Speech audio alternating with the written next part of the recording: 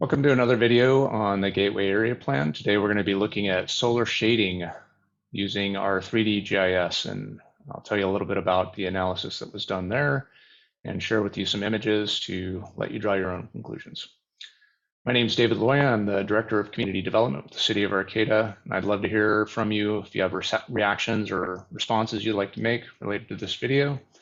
Please go ahead and email me or give me a call. As always, our City Council would love to hear from you as well.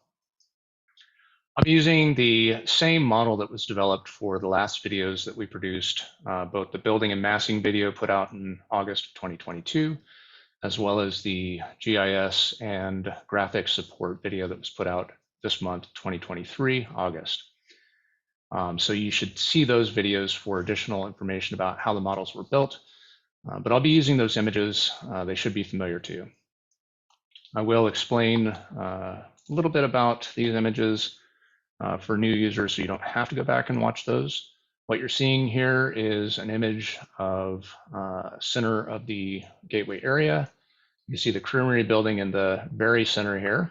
This is the actual building itself as modeled in 3D GIS, as are all the other white buildings, actual buildings that are on the ground today. That were built out of the GIS model using various data sources. The more colorful, multicolored buildings that you see on the car wash parcel down here in the bottom right-hand corner, the AmeriGas parcel, bottom left-hand corner, and the parcel across the street from the creamery building were built in the GIS world. They're not real buildings. They're not proposed buildings. They're buildings that conform to the constraints and the development parameters that could be implemented through the code, but these are not actual buildings.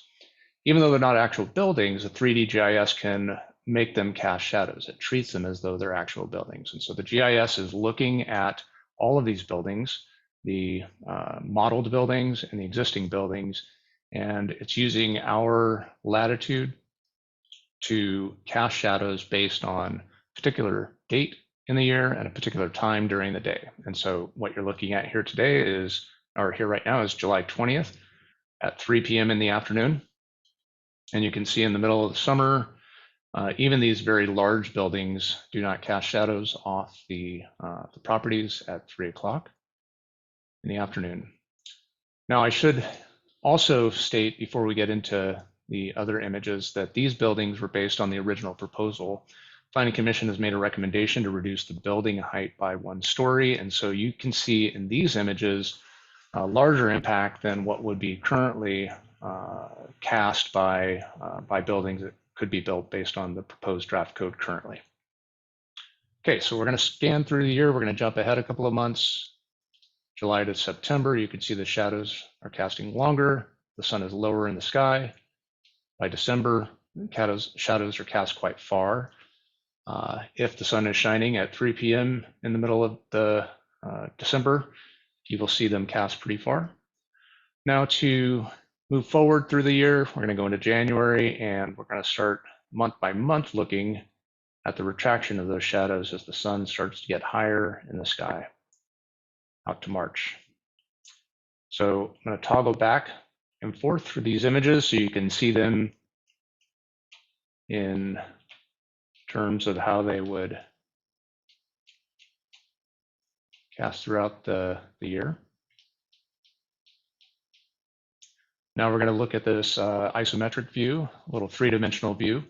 The same images, the same times of day, same dates throughout the year. Here's July, September, December, January, February, and March.